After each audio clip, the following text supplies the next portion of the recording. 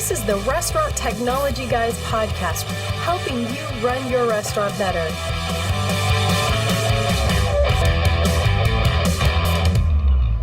Welcome back to the Restaurant Technology Guys. How is it going out there, guys? We are loving coming to you guys through this fun pandemic time and dropping some knowledge and really getting to hear from our guests and getting to hear from you guys out there, what you guys are loving, what's resonating with you. Today, as always, we're joined by a special guest. I'm joined by Josh Kopel, I think. Josh, is that how you say your last name, man? Kopel. We'll go with Kopel. Kopel. Okay. Kopel. Sorry about that. I probably should have checked that before we, we've been doing it via email, but I hadn't actually asked. No worries. I'll give you a funny story. There was a guy that I could not get his name right, and I screwed it up at the beginning, and I had to go back and apologize. But Josh is a restaurateur, technologist, evangelist. He's got 75 different names at the end of his resume. But Josh, why don't you tell our audience a little bit about who you are and what you do, because you're a man of many talents, and I'm excited to have our guests. Have our listeners listen to what it is that you do and kind of what you've been doing for the last number of years. Thanks, man. I'm excited to be here. I guess top line, I'm a Michelin-rated restaurateur, which sounds super cool, but I mean, ultimately, I was a busboy and a barback and a bartender, and fortunately, over the years, I built up enough credibility that I was able to find financing, which then made me an owner and an operator. And then I grew from one location in Hollywood to 3 locations throughout greater Los Angeles. In every tier of dining, I was in fast casual, fine dining, and I own a dive bar. So I tackled it all. I love it. And so what brings you on the Restaurant Technology Guys podcast? Because again, like I said, you're a man of many talents. You're the first Michelin-rated chef that's been on the show, because that's got to be cool for me, at least, to hear a little bit about that. But again, you and I had some dialogue via email, and I'm intrigued about your story, and I'm intrigued kind of about what our topic is. But how did you get to know about the Restaurant Technology Guys podcast, and what had you reach out my way to say, hey, let's go help some operators out there. Let's go help some people out there to do things a little bit better, from the things that you've learned over the last year or so. March 15th, 2020, I closed my fine dining restaurant. And the day that I did, I had to ask myself, I filed for unemployment like everyone else. I was 40 years old. And with a wife and a 2-year-old daughter, I had to decide, how should I spend my time? What could I invest my time and my energy in this moment that I would not regret in 6 weeks, 6 months, 6 years? And the investment that I chose to make was in education and trying to learn as much as I can from the brightest minds in our industry. I was in the fortunate position that everyone else was as unemployed as I was. So everybody had plenty of time and bandwidth to chat. And people have been incredibly kind in sharing their time and energy with me. But not just the people I reached out to, but also the other platforms. I absorbed copious amounts of podcasts. And the reason I reached out and the reason that I listened to the show is because your message resonates with me. I think that there has been this overarching assumption that the inclusion of technology within the restaurant industry limits or replaces humanity instead of bringing more humanity to the experience and enabling a deeper level of hospitality. I love that. And that is probably in my day job and on the podcast. It's half the reason why I started it was really to get people to a better place, because I think there's a lot of people that own restaurants that really they run them. And with you, with a young family, it's got to be tough to raise a young family and try and run a restaurant. And especially without technology and without automation, it's impossible. You said you've got 3 restaurants, or you had 3 restaurants at the beginning of the pandemic. It's impossible to do it without having some level of automation. And so trying to give that humanity back and trying to give people back their life is probably the biggest thing that I love, that I feel like we've been able to do. You alluded to it, and I think that we're recording this in February of 2021, so close to a year after you had to close down your restaurant. What are some things that I guess changed in your mindset as you've been learning over this last year? Because I think that's going to lead us into our conversation about some of the things that you and I both, I think, would agree are broken from the traditional restaurant sense, and how can you utilize things that we talk about on the podcast and what you've been able to exercise over the last year to make your life, your business, and the world around you a better place? For sure. I mean, to provide context, in 2019, we were Michelin awarded at the fine dining restaurant. We were top lining $3.4 million a year, and we were busy all the time. And from the outside, it looked amazing. From the inside, it was a very different story.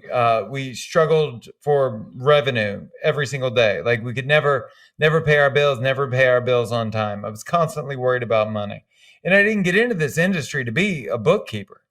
I don't like that shit. That's certainly not really. Like I like people. I like being on the floor. I like entertaining. I like becoming a part of and contributing to people's special moments. And that's the privilege that you get of being in hospitality. But more and more, I kept getting relegated to the bookkeeping, negotiating with vendors, and trying to make sure that we can cover payroll. And, you know, when we made $1.3 million a year, I knew that when we made $2 million, we'd be in a more comfortable spot, and we weren't. 2.5 million, same story. 3 million, 3.4 million. No matter what, we never had enough money. And on top of that, I never had enough time. I was constantly frustrated and motivated by fear, which makes you do just incredibly irrational things as a business person. And I found that I wasn't alone, that everyone in the industry was as irrational and as erratic as I was, changing programming and we'll be open on these days at these times, and I add this service and I eliminate this service. And that was before the pandemic. That was in a bull market, in a great economy, in a busy city. Yeah. And so, you know, when the pandemic hit, I didn't really think to myself, oh my goodness, like how could this have happened? Like I knew exactly how it happened. And I knew that this was inevitable. And when you look at, let's call it total cash reserves of everyone in the industry, everybody had a run rate of 6 days, when Microsoft had a run rate of 2 years worth of cash in the bank. So and we had 6 days, 10 it's days. a story that I've heard. Yeah, exactly. Oh, can I make payroll? Only if I have a good weekend, right? Right, absolutely. And so, you know, on what planet is your ability to make payroll determined by whether it rains or not? You know? Yep. And it's because the fundamentals of the industry were broken, and that was the game I was choosing to play. And so I did a bunch of soul searching. And at the end of the day, I realized that if I had the opportunity to open my restaurant again tomorrow, I wouldn't know how, because I wouldn't want to run it the same way I was running it before. And that's not to say that there aren't people that are hugely successful in this industry, because I knew there were a bunch. I looked up to a bunch, but I didn't know what they did that I wasn't doing. I didn't know what I was doing wrong that they were choosing not to do. And that's what I chose to spend the last 10 months trying to figure out. What is the difference between me and Andrew Zimmern or Jet Tila or John Taffer? What are those guys doing that I'm not? I love that. I love that because I think many of our listeners are going to resonate with your story because they are restaurant operators. They do get relegated to the back of the house. They do get relegated to trying to shave 15 minutes off a schedule here or there because it's going to help them make payroll. But at the end of the day, they didn't get into the business. They got in the business to create memorable experiences, like you said, and then they become a slave to the restaurant that they own and or operate. And so I love that. It sucks that we had to go through a pandemic, and it sucks that we had to go through that, but I love the insights. And so why don't we break down kind of some of the big, huge rocks that you figured out. We talked about kind of the labor portion. We talked about some of the food cost portion. We've talked a little bit about even kind of the revenue generation. What side of that triangle, because really those are your biggest things, is how much money can I bring in? How much money do I have to, pay to produce the food and serve the food? And, what is my food cost? What side of that equation would you want to start with, I guess, as kind of your learnings began, and where have you gotten? Because, it sounds like you're in a very different place than you were 10 months ago. And I really want to pull that out of you so that our audience can glean from what you've been able to get your MBA and getting your life back over the last 10 months has been. Well, To start, there's a big lie that's been told throughout the industry, generation after generation, and we all buy into it, which is that the restaurant industry is special. It's this unicorn that doesn't apply the same rules of business that every other industry on the planet utilizes to succeed. We have to run overtime, and we have to work 80 to 100 hours a week, and our prices have to be low, and our margins have to be tight. And I know that to not be true. And I know that to not be true because through the Full Comp podcast, I've interviewed the founders of 10, 15, $20 million restaurants. And these guys are doing huge business. And they're business people first and restaurateurs second. The greatest chefs I have interviewed care as much about business as they do about food. And they're less tied to their culinary vision and more tied to creating a sustainable business model. Because in truth, a great chef can cook anything well. Exactly. Right? Exactly. But if it's not selling, none of it matters, right? Exactly. Yeah, So or if your food costs, if your margins aren't good on it, it sucks. I don't want to skip past your comments about your own podcast. Why don't you give our audience a little bit? Maybe we can get some cross pollination with people listening to your podcast if they're not already a fan and not already listening. Why don't you give everybody a little bit of insight as to how you went from overworked, working 100 hours a week, to now having your own podcast as well? Because I think it's a cool story, and I'd love for our audience to hear it. Thanks, man. It was a selfish endeavor. So I had all the time in the world. I was unemployed and I wanted to ask the right questions to the right people. Unfortunately, everybody else was unemployed too. And they're willing to get on and talk to you, right? For 45 minutes, an hour and a half if you want them to. And I wanted to ask different questions. And I didn't want to say, the pandemic is so difficult. This has been so hard. Let's commiserate, because there's plenty of that. And there were plenty of resources out there to teach you how to sue your landlord or get a grant from the government. And so I didn't really want to fill that niche either. All I wanted to know is, like, what did you do right? What did you do wrong? And what are you doing next? Because I'm trying to figure out if there's a playbook, if there's a formula, if there's a recipe for success in the restaurant industry that everybody's doing. And, after 10 months of talking to people, it turns out that there is. But that was the idea behind the Full Comp podcast. The podcast was a selfish endeavor.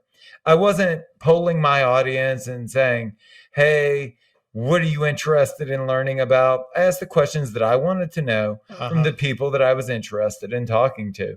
And it just so happens I placed those conversations into a public forum.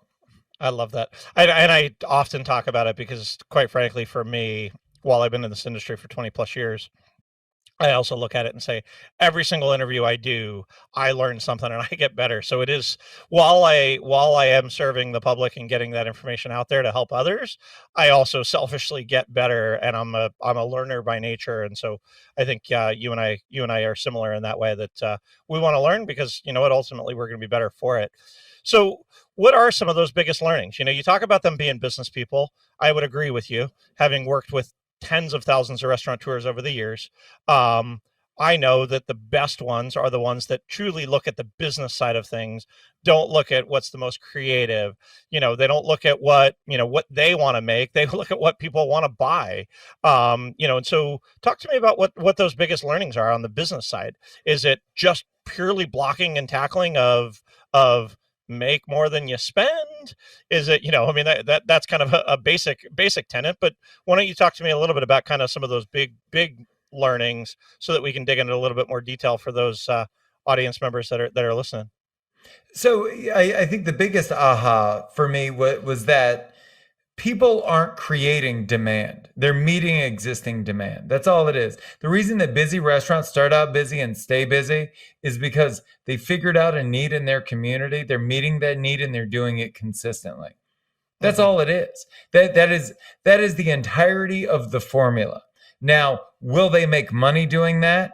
That comes down to a few really basic things. One, their organizational infrastructure. How much are they paying in rent? What does their labor model look like? Are they able to execute on this vision at a reasonable rate? And what does their food costs look like? Is their pricing where it should be?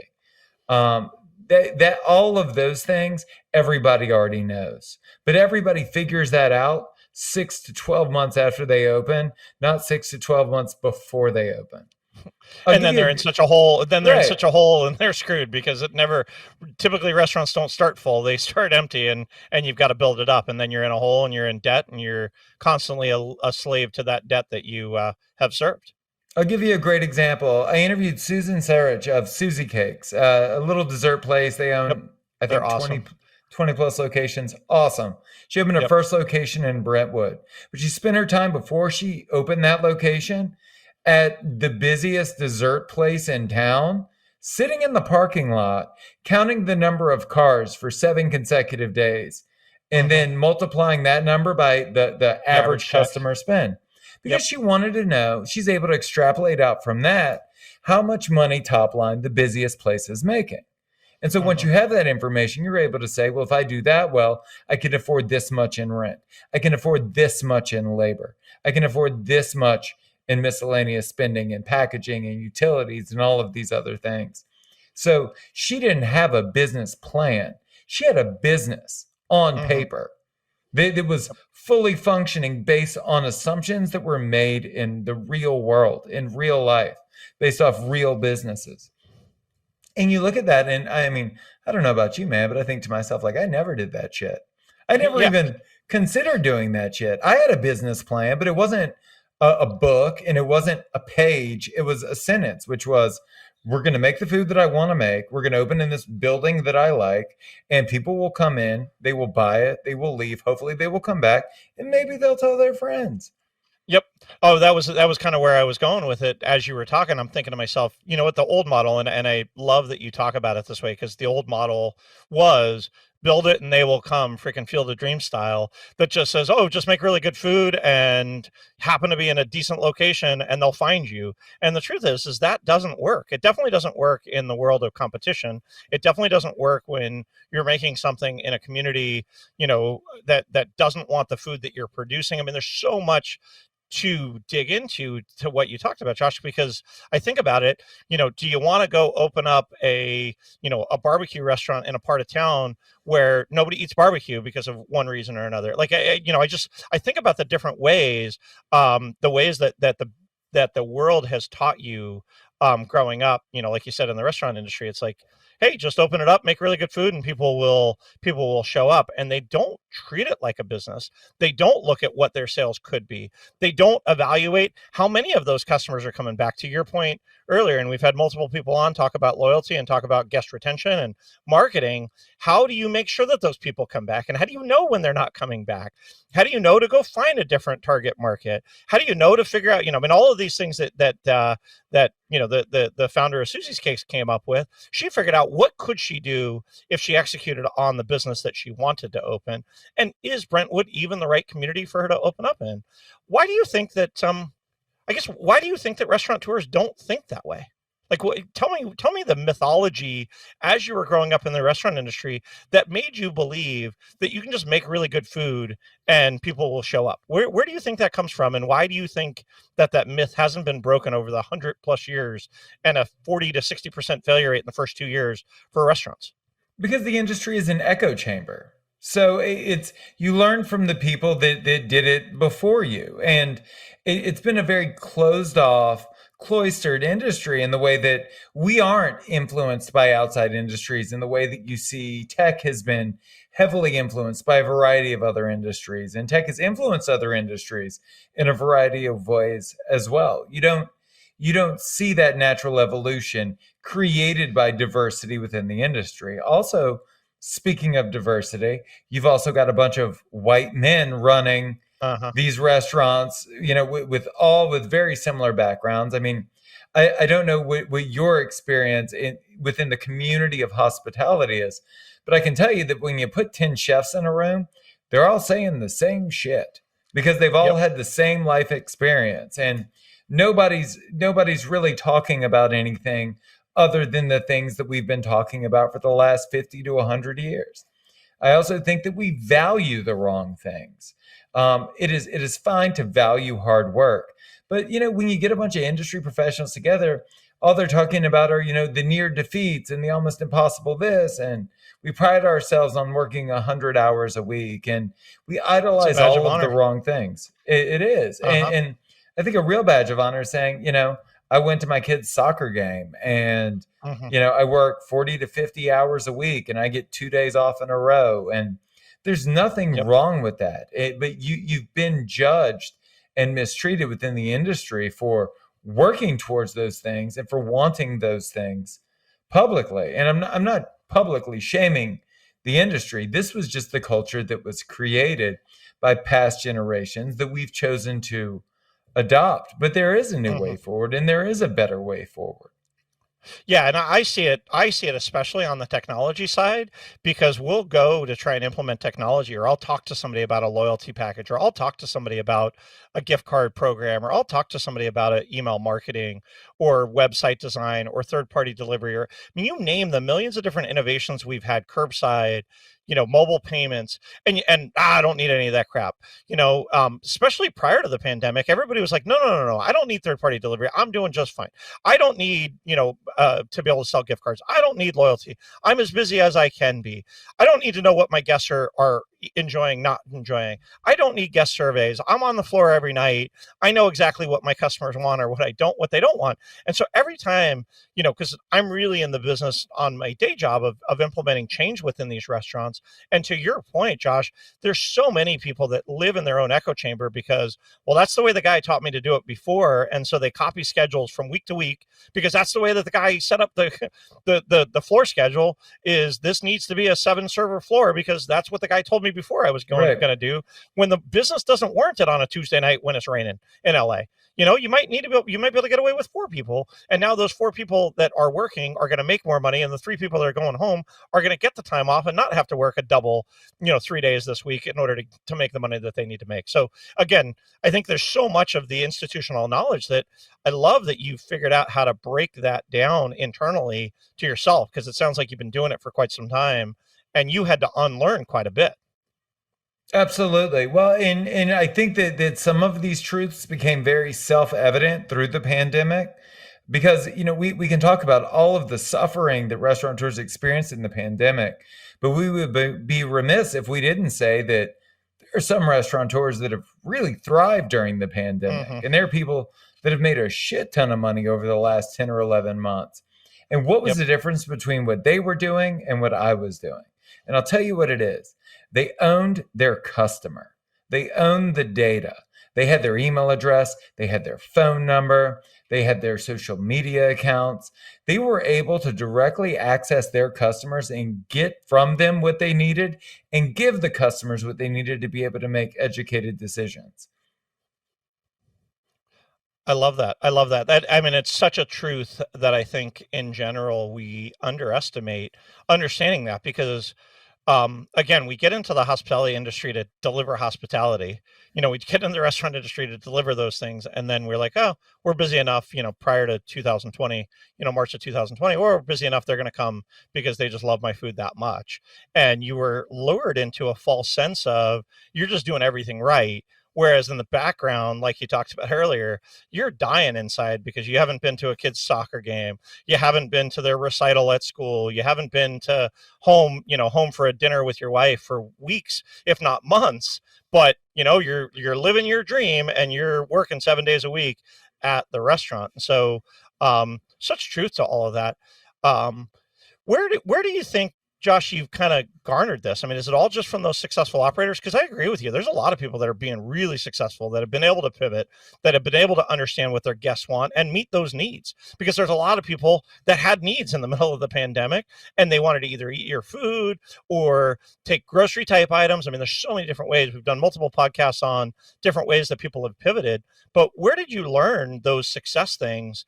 And I guess where is it leading you as you look to continue your restaurant touring, endeavor back out into the community?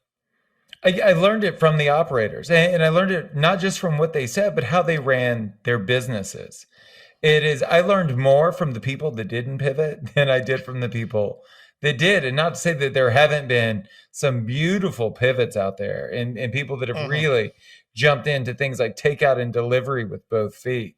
But there are a bunch of operators out there that didn't need to pivot, that already had a sustainable business model, that were already focused on multiple revenue streams. And all they needed to do was just eliminate the dine-in and recreate the infrastructure to manufacture their food. Yep. And it's incredibly inspiring to hear those stories and to hear the stories about people that had a robust dine-in business, but they also had a robust takeout and delivery business. And they also had the infrastructure to scale up that takeout and delivery, because it wasn't like, for me, man, takeout and delivery was always an afterthought. It was always an inconvenience. It almost wasn't even worth doing. But had I really given it the time and the attention that it deserved, and really worked to create a sustainable offering that traveled well and was packaged beautifully, I could have capitalized on that before the pandemic and after. Because again, the idea that we're going to survive and thrive as an industry by simply inviting people to our restaurants, having them eat there, and then leave, has proven itself to be an unstable platform for success.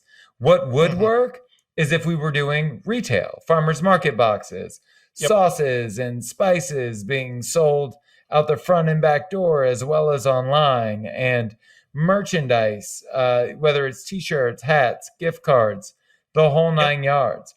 Cooking classes. I mean, I've seen a lot of people do the Zoom cooking classes where you go into their kitchen and you're showing them how to make some signature dish that you have, which I think that's a really unique way to go about it. Par cooked meals for four, where people can take a half cooked meal home, heat it up in the oven for 45 minutes, and it's as good as if you ate it in the restaurant. Those are the innovations that will survive past the pandemic. Those are the lessons that we should take with us and teach other people about.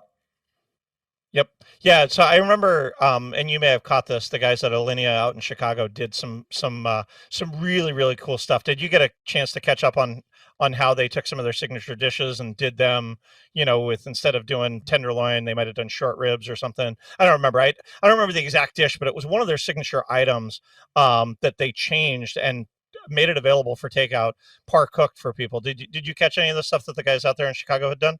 Oh yeah, but I mean, you can also look at guys like Mark Canlis in Seattle is another great example. Oh yeah. Canlis was another one that I read his stuff. Oh my God. Awesome. I mean, created 5 businesses in one, like overnight in almost every tier of dining. And he did it to keep his people employed. And it's important to remember, like, if you know anything about the dining scene in Washington State or Seattle, like, that Canlis is this prolific brand, Michelin rated concept.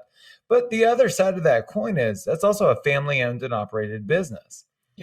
And so it's not like this was a huge conglomerate that had endless assets to try and fail multiple times. This was a family owned and operated business that decided that if this is going to be what the world looks like today, they were going to do whatever it took to make sure they could service the needs of their community in a way that didn't seem like a half-hearted effort. And they tried so hard and they worked so quickly that they actually ended up shutting down a freeway off-ramp because the line to get to the restaurant was so long. Well, and wasn't that their takeout, like little, like shack thing that they had done? For those that aren't familiar with the guys at Canlis did, and again, it's been a while. Do you remember kind of all, because they started 5 different restaurants, all in one within do you remember any of that stuff to share with our audience? They had a morning bagel and coffee concept that went into a pre-packed lunchbox for lunch. They had a burger concept that they had launched for dinner. And the reaction was huge, and for a variety of reasons. One, people wanted to support the family, which I think is amazing and goes to show that we always need to put ourselves as restaurateurs before the brand and become part of the brand. That way people know that they're giving money to people and not to these faceless corporations. And 2, they knew what the market wanted. And so even though they were a fine dining restaurant, it's not like they were putting $80 beef ribs in to-go boxes. They were like, people want comfort food, so we'll supply them with things that make them feel good. I love that. And I think you're so right about the places that I even frequent. I I've got 4 kids, and any of the longtime listeners know that I've got 4 kids. I go to the brands where the people recognize me when I walk in. Where I want to go eat is the food is good and the people know me. It's almost like Cheers, whether I'm dining in or I'm taking out. When I walk in and the owner will say, "Hey, Jeremy, how's it going?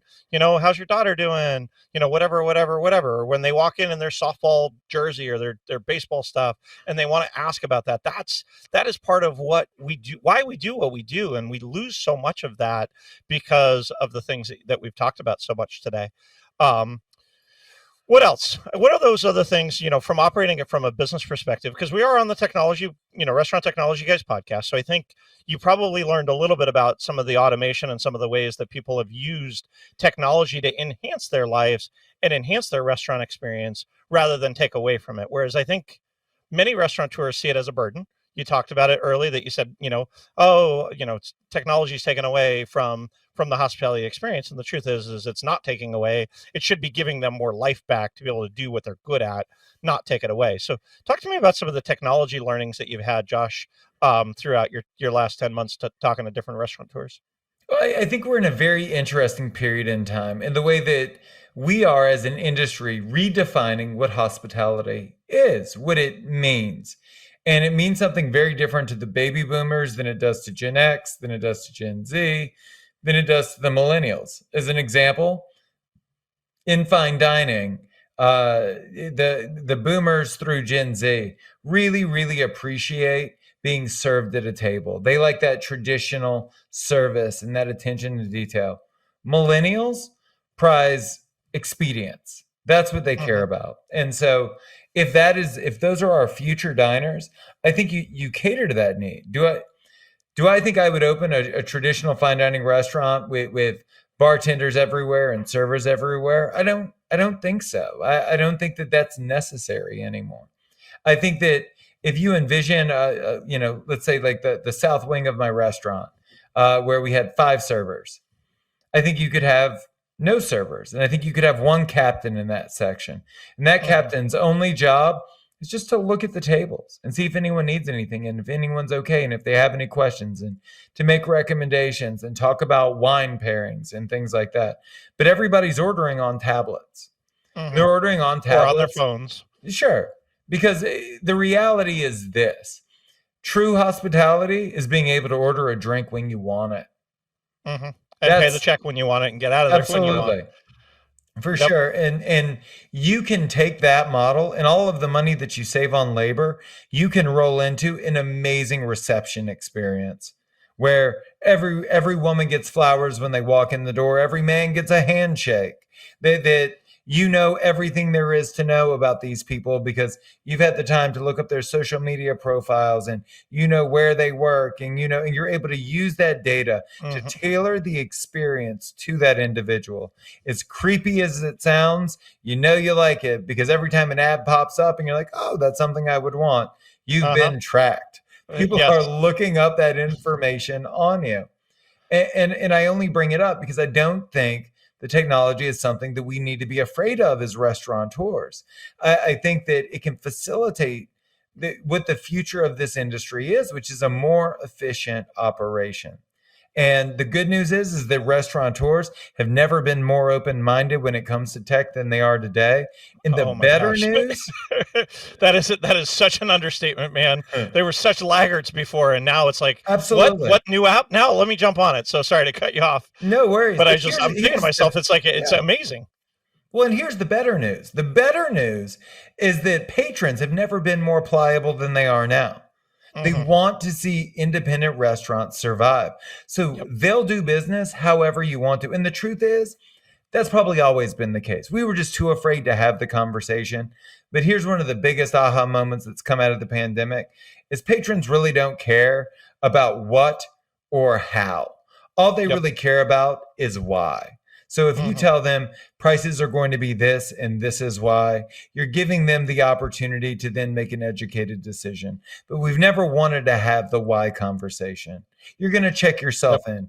Here's why. And here's how I'm going to make it worth your while. The prices are going to be this. You're going to order this way moving forward. And here's why. Yep. Yep, so true. I mean, so true. And I think it's funny that you mention it because I never thought about it that way, but I think it's right on that restaurateurs were scared. They were scared that if they pushed these customers too far, they were going to go to their competitor next door who wasn't increasing prices or wasn't changing to technology or wasn't adding a healthcare fee onto their bill or whatnot. But at the end of the day, the consumers that want to do business with your brand want you to be there and to be able to have them partner with you in business to say, I need help. If you want me to be here in 5 years, I need help to make sure that I can make a living. um, because I think there's this perception, Josh, that a lot of people think, oh, just open up a restaurant, put a shingle out on the door, and you're going to be a millionaire in 6 months. And the truth is that doesn't happen. I mean, we've talked about it throughout this entire conversation. And I think that the other thing that I've heard you say, and I think it's very true, is consumers didn't realize how tough it is for the restaurant industry. They didn't realize that they had 6 days worth of cash flow until the pandemic hit. And so I think many consumers that do have value in that local restaurant market realize that Josh and his family are hurting because they had to shut down and they've got to put their kid through school or they've got to pay for, mom's healthcare or whatever those things are. So now they're partnering with you in your restaurant to help you succeed, where that transparency didn't exist a year ago, in my opinion. Would you agree with that? I would, but I would also say that all of the fear that I talk about when it comes to restaurant ownership and operations, that all of that fear stems from not having enough, stemming from Hmm. lack, which is what creates that opposition to change or improvement or evolution. You had asked a question earlier that I didn't answer, but I think speaks directly to the point that we're trying to make here, which is in my next restaurant, um, the pricing is going to be very different. And Hmm. I'm going to build backwards. So I'm going to choose a location that works based off the financial fundamentals that I'll create in the modeling. But the pricing for that restaurant will be based on subsidized healthcare for my entire team, 401k plans for my entire team, and it will guarantee not that I'll have enough to pay the rent, but that I'll have enough to pay my mortgage as well. And, I and love that. if we stay open, we stay open, and if we don't, we don't. But again, like the biggest aha moment that came out of this is like survival is just not enough. Like Hmm. we need to thrive as individuals and as an industry. And having a restaurant open for 10 years, 20 years, 30 years is a really an accomplishment if you were scared every single day, if Yeah. you almost closed every single month. Hmm. Yeah, I love that. So one last question that I have for you before we kind of get into where you think things are going next, Josh, is so a lot of consumers have gotten used to being able to operate with the brand however they want to operate with the brand. You talked about the tablet deal, you talked about takeout, you talked about delivery, you talked about phone orders, you talked about ordering on your app, you talk about DoorDash, all of those different ways. Is it sustainable when we get back to whatever normal is to be able to sustain those same levels of business um, in the working environment that we were in January of 2020? What is going to need to fundamentally change in order to continue to meet the consumer demand that now, a year into this pandemic, has become something that consumers expect? When I go on to DoorDash and my favorite restaurant's not there, or if I call and I went to go have lunch yesterday at a place that was closed on Tuesdays. They just randomly closed on Tuesdays. I'm pissed because I really wanted Thai food and my favorite Thai place wasn't open on Tuesday. But when things open back up, what do you think is going to happen to all of these different modalities, and how are restaurants going to evaluate that and be able to serve those same customers that they've been serving for the last 12 months going forward? Man, I think it's a great question. And I think that I can't predict where it's going, but I'll tell you where I hope it goes. I hope that we begin to work with a greater sense of intentionality, that we set ourselves up for success by choosing our customers and choosing the platforms that we want to work on. And so if you don't want to be open on Tuesday, you don't have to be open on Tuesday. I think that for too Hmm. long we asked the wrong questions. We used to ask ourselves, man, how could I get busier on a Monday? And we would try all these different things and invest all of this money in getting busier on a Monday. But maybe the better question is, should I be open on a Monday? I Yep. just don't know if, as restaurateurs, we need to be everything to everyone anymore. I think that I love there's that. much more to be said for choosing your battles and choosing your audience and choosing your specialization and working within your Hmm. core competency. So, do I think that we'll be able to open up dine in and service people in the same way that we are today? No. But I do think that as a restaurateur, a lot more options are open to you than ever have been before. I also believe that dine in Hmm. will no longer be king. I think it'll still make up the majority of our business, but instead of comprising 90% of business, I think it'll be 60% of business. And I think we'll all be running Yep. a healthy 40% of business through large format, pseudo catering is how you could look at it, takeout, delivery, and retail. And I think that's good for the industry. Yep. Well, and I think the thing I want our audience to remember from your last statement there is the intentionality part, because I think all too often we make decisions based on fear and scarcity. When you talked about that you stay open on Monday because you're afraid of not having that customer ever come back because they came in on a Monday. Whereas the truth is most Monday and Tuesdays in a fine dining restaurant don't even pay for the staff and the rent and the lights to be on a Monday and Tuesday night. And unless you're doing something special on Wednesday night, sometimes those are even hard to make money. And so I think that intentionality is such a great reminder for all of our restaurateurs out there. Is if you're not going to be the best in the world in your community, in what it is that you're trying to do, try not to do it, because you know what, being mediocre across the board is probably not worth it. And so I love that. I love that insight. Josh, you've alluded to it a few times. Where's it going? Where's it going? Where is the restaurant industry going? There's so many different ways for people to get food. I have a fundamental belief that there's really three different types of consumers. There's the type of consumer that just wants sustenance. They just want food to feed their kids because they're driving home from soccer practice, and they just need food, and they need it easy. They need it consistent. They need it safe. And that to me is one consumer. And whether that's fast food drive-through, takeout at a fast casual restaurant, you've got the people that want to go out and have a business meal or have a special occasion. And then you want the people that really want an experience, that are going to go spend the money to go to a Michelin star restaurant and have somebody wait on them hand and foot and show them where this, foie gras came from, or where this, these pea shoots came from. And they want that experiential thing. That's my belief. I think there's really, multiple restaurant consumers. Where do you think it's going from your perspective? How, if you were to look into your crystal ball and say, where do you think it's going to be 5 years from now? And we can go back and look at this, listen to this podcast and pontificate on where those things are going to be. Where do you think it's going to be from a restaurant perspective? I mean, you hope that it's some combination of the three, right? You hope that you're able to serve the needs of a community.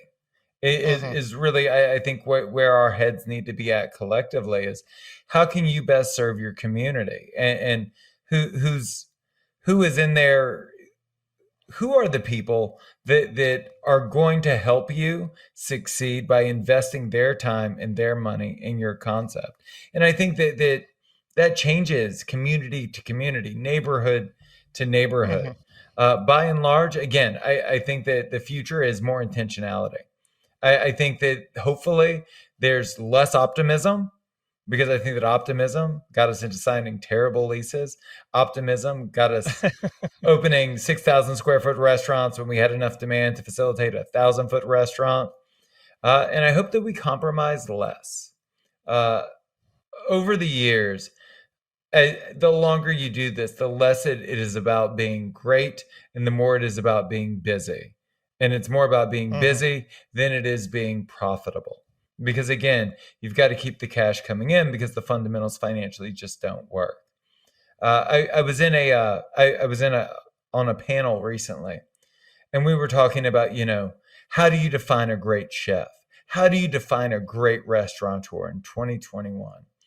And I really hope that that definition evolves beyond food and beverage to business savvy, acumen, the ability to be able to Health, look at financial health, mental health, family absolutely health. Yeah. balance. Hmm. There's no reason why, all other industries do their best to take a holistic approach to, business owning and operations. And I see no reason why we can't do the same. My greatest fear is that it's been long enough now that everyone's going to forget We're all going to go back to the 80 to 100-hour work weeks. And we're going to begin the great slog forward of, who can sell the cheapest shit for the longest period of time before they go out of business. Because I don't think we want to grind on their vendors hard enough to get their prices down. Yep. All of that. I love it.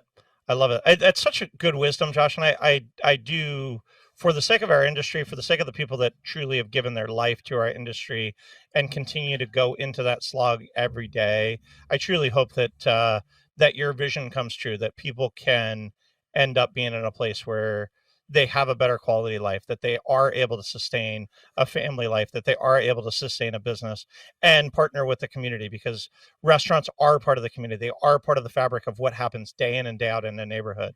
And so I love that you came on. I love that you've taken this last 10 months to learn and then really drop some wisdom down for our audience. Is there anything else that you would want to give to our audience members before I let them know how to get in touch with you?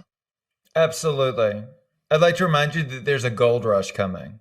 The data is that 40 to 60% of all restaurants are or will be permanently closed by the time we're out of the pandemic. Once demand reaches 100%, which won't be that long after everybody's vaccinated, it's going to be a gold rush. There's going to be more business for those that survive than they've ever known what to do with. So when did Noah build the ark? Before the storm. Now is the time to shore up your business. Now is the time to prepare for that volume and to make sure that when it comes, you're not just running a busy restaurant, you're running a profitable restaurant.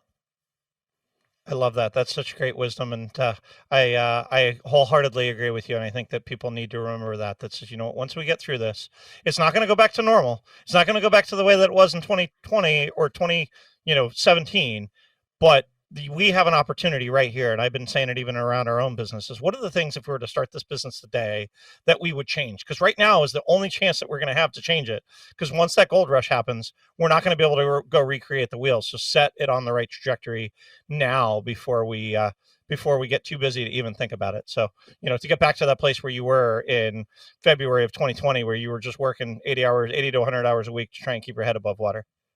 100%.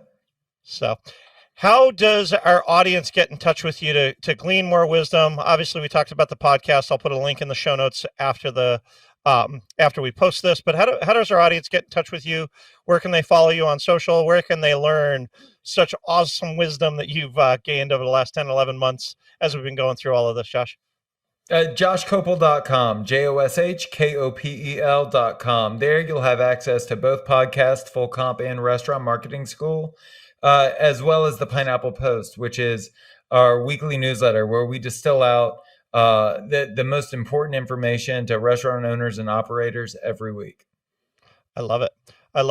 Well, to our audience, guys, we know that we can't do this without you guys. You guys are the lifeblood of what we do. I love the feedback that you guys bring to us. I love the guests that you guys send our way. And so, again, thank you guys for listening each and every week. If you guys have made it this far into the podcast, if you haven't already done so, please go subscribe to the podcast so that you guys get every new episode as it drops every week. Josh, thank you again so much for your time, and to our audience, make it a great day.